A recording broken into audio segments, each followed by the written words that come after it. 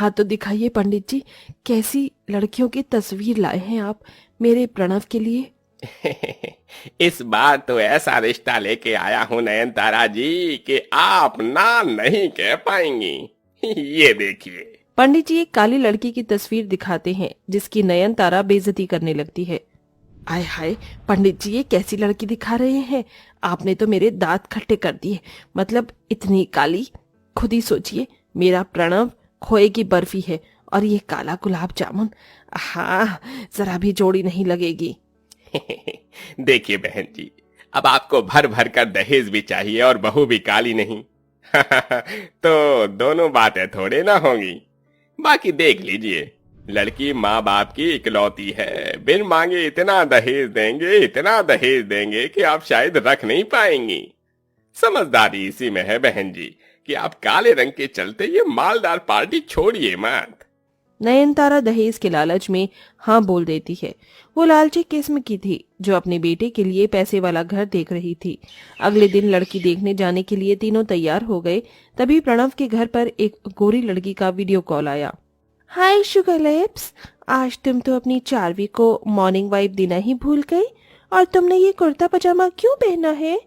वो माँ के साथ कहीं जाना है। कहीं तुम्हारी माताश्री ने शादी वादी तो फिक्स नहीं कर दी? इतने में नयनतारा अंदर कमरे से आ जाती है जिसे प्रणव कॉल काट देता है। चार्वी, माँ आ रही है, मैं करता हूँ बाद में। काट दिया मेरा कॉल। काट दिया तो काट दिया, हो केयर्स। मर जावा गुड़ खा के।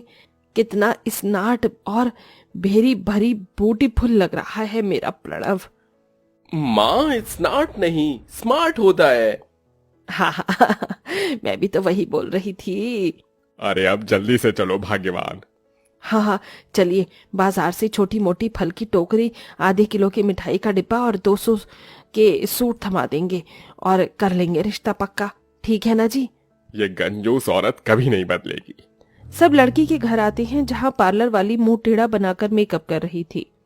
उफ, मैंने आज तक इतना काला और डल फेस नहीं देखा। इन पर तो मेकअप भी नहीं टिक रहा। ऐसा करो, भर भर कर पाउडर लगा दो, पर अच्छा मेकअप करना ताकि लड़के वाले को पसंद आ जाए। भगवान जब एक लड़की को काला बना देता है तो उसे बहुत ही कठिनाइयों से गुजरना पड़ता है। इस दुनिया जमाने में भी कड़वे ताने सुनने पड़ते हैं। बहन जी, भाई साहब, ये मेरी किरण है, मेरे दिल का टुकड़ा, मेरा सब कुछ इसी का है। ये सुनकर किरण की होने वाली सास की आंखें लालची लोमड़ी जैसी चमक जाती हैं। घर तो अच्छा खासा बना रखा है, ऊपर से ये काला खट्टा। इकलौती बेटी है, मुंह खोलकर दहेज क्या मांगना। इज्जतदार लोग लगते हैं खुद ही देंगे। बहन जी, क्या विचार किया आपने? हमारी बिटिया आपको पसंद तो है? अब बहन जी, हमें लड़की पसंद है, बस शादी की तैयारी कीजिए। दोनों परिवार में शादी की साज सजावट और रस्में शुरू हो जाती हैं। किरण दिल में हजारों सपने लेके विदा होकर ससुराल आती है, जहां आरती की थाली लिए नयनतारा खुद में खुशी मनाते हुए मुस्कुरा रही थी।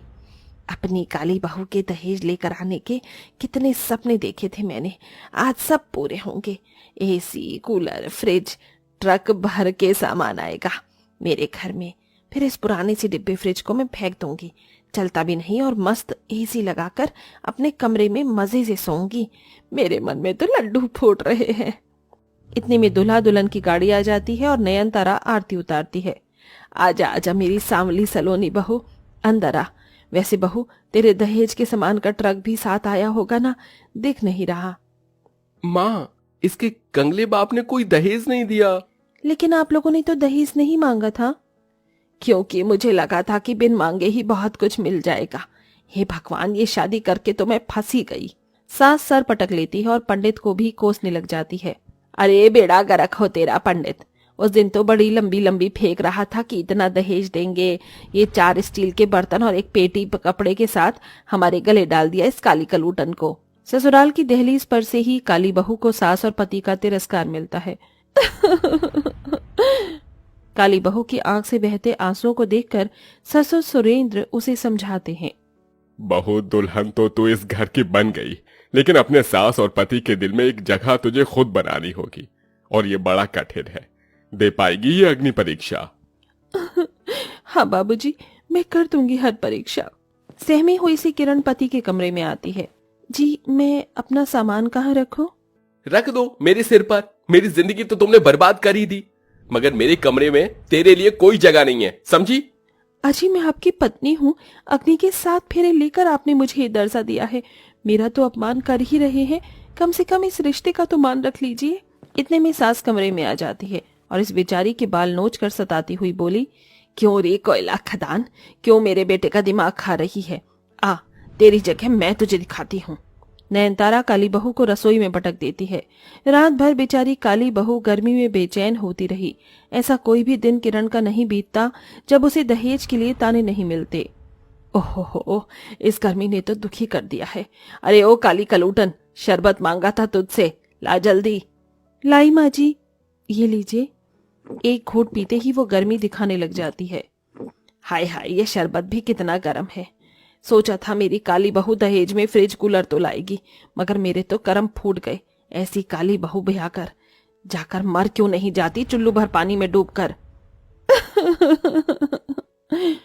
टूटे दिल से किरण चली जाती है। इधर प्रणव रात दिन 4 वीक से हंस हंस कर चैटिंग करता रहता, जिससे नयनतारा दूसरी शादी की बात करती है। देख प्रणव, मैं तेरी खुशी चाहती हूँ बेटा। ये लड़की कितनी दूध जैसी गोरी है, तू इससे दूसरी शादी कर ले। लेकिन माँ, मैंने इसे मेरी पहली शादी के बारे में नहीं बताया। अरे कौन कह रहा है बताने को? इसके लिए तो तू कवारा है।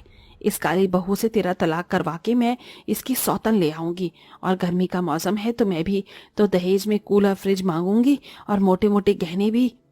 दरवाजे से लगकर किरण सब सुन लेती है और सिसक सिसक कर रोने लगती है। तो क्या दहेज की कूलर फ्रिज और चंद गहनों के लिए माँ जी मेरी सौतन लाएंगी? क्या दहेज के आगे दिल के रिश्ते का कोई मोल नहीं? अगले दिन चोरी चोरी दोनों चारवी के घर आते हैं, जहां नयनतारा उसके घर को घूर घूर के देखकर बोलती है, कितनी ठंडक है यहाँ, काफी इम्पोर्टेड एसी लगती है, तभी तो इतना चिल्ड कर रखा है घर। पैसे भी तो मोटे लगे हैं इसमें, और गर्मी में मेरा दम निकलता है, एसी के बिना आदत नहीं।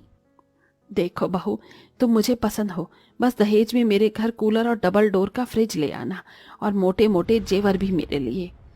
श्योर श्योर मम्मी जी, आपको मुंह मांगा दहेज मिलेगा, और ये रहे जेवर, देख लीजिए। अरे वाह, ये तो एकदम खरे सोने के हैं। अब तो बस चट मंगनी पट ब्याह करके मेरी बहू बनकर आ जाओ। माँ जी, ये शादी नहीं हो सकती। हो इस प्रणव, मैं इनकी पत्नी हूँ। किरण चारवी को सब कुछ बता देती है। इतने में पुलिस आकर दोनों को हथकड़ी डाल देती है। अरे इंस्पेक्टर, मुझे क्यों हथकड़ी डाल रहे हो? मैंने कौन सी चोरी डकैती थोड़ी ना की है। लेकिन दहेज प्रताड़ना तो किया है, उसके लिए आपको हम गिरफ्तार करते हैं। आप दोनों ने मुझे मजबूर कर दिया ऐसा करने पर। माँ जी, आप दोनों का दिल जीतने के लिए मैंने हर जतन किया, अपमान सहा, लेकिन आप दहेज के लिए मेरी सौतन लेने जा रही थी। हाँ। मेरी जगह आपकी बेटी के साथ अगर यही होता तो कैसा लगता? ये सुनकर नयनतारा के दिलो दिमाग पर से लालच का पर्दा हट जाता है। बहू, मुझे माफ कर दे, मैंने तेरा दर्द देखा नहीं, दहेज के चक्कर में मैं लालची हो गई थी। अरे, सबसे ज्यादा कसूरवार तो मैं हूँ, जिसने कभी तुम्हें इज्जत नहीं दी। माँ, आपको कूलर फ्रिज जो भी चाहिए मैं कमा कर ला दूंगा, लेकिन अब मुझे मेरी पत्नी चाहिए। चारवी, मुझे माफ कर देना, मैंने तुम्हें भी धोखे में रखा। इट्स ओके प्रणव, किरण तुम्हारे लिए बेस्ट लाइफ पार्टनर है, उसकी जैसी तो मैं भी नहीं हूँ। मैं तुम्हारी सौतन नहीं बनूंगी किरण। सबका पछतावा देखकर किरण का दिल पिघल जाता है। वो कंप्लेंट वापस ले लेती है, जिसके बाद सारा बैर मन से निकालकर प्रणव उसे अपना लेता है और नयनतारा भी दहेज की बुरी लालच छोड़ देती है।